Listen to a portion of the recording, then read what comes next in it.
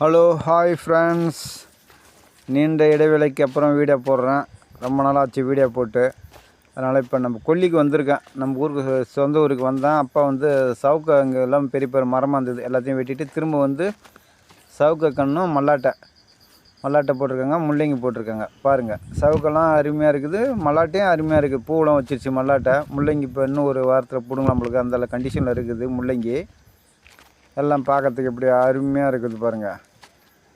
செடி ஆனால் கொஞ்சம் இடையிட தான் இருக்குது, ரொம்ப நெருவு இல்லை. இடையிட இருந்தால் தான் மல்லாட்டை நல்லா வைக்கும், செடியும் நல்லா குத்தாக கிளம்பும். பக்கத்தில் பாருங்கள், பன்னி வராத இருக்கிறதுக்கு கம்பியெல்லாம் கட்டி வச்சுருக்கேன். ஆனால் அந்த கம்பியும் வந்து உடச்சிட்டு போகுது பன்னிவை.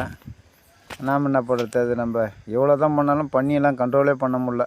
அது வேலையை அது பார்த்துட்டு தான் போயிட்டுருக்குது. இழந்த மரம் ஒன்று எடுத்து பாருங்கள், சரியான காயா. இதுதான் நம்மளுக்கு இங்கே லேண்ட்மார்க்கு. ஆனால் அது தனியாக இருக்குது. இழந்த மரம் சூப்பராக இருக்குது, பார்க்கறதுக்கே அருமையாக எவ்வளோ இருக்குது பாருங்கள். நேச்சுரலாக இருக்குது போல இருக்குது. இழந்த மரத்தடியில் வரோம். காய் இருக்கான்னு தெரியல, போய் பார்த்தா தெரியும் இப்படி இருக்குன்னு. செம்மையாக காய் இருக்குன்னு நினைக்கிறேன். ஆள் ஒருத்தர் இப்போ தான் பொறுக்கிட்டு போனார் காயெலாம். காய் இருந்துன்னா நல்லாயிருக்கும், டேஸ்ட்டாக இருக்கும் இந்த மரத்துக்காய். இழந்த காய் இது நல்லாயிருக்கும். இது பழைய மரம், இது அப்படியே பிடிச்சி இங்கே இருக்குது. காயெல்லாம் குட்டியும் கிடக்குது.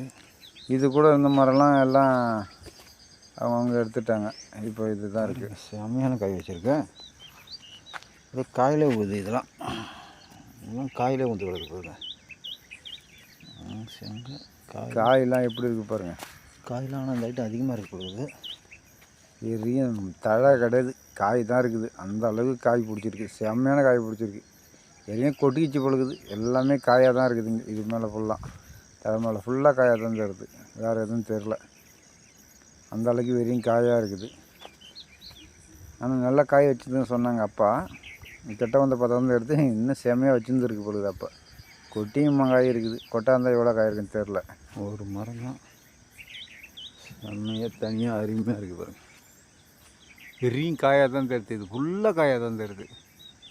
எம்புட்டு காய் இருக்குது பாருங்கள், எக்கச்சக்கமான காயாக இருக்குது, பெருசாகவும் இருக்குது. இது அப்படியே உட்காந்துருக்கு, அப்படியே சூப்பராக இருக்குது, தனிமையாக அருமையாக இருக்குது.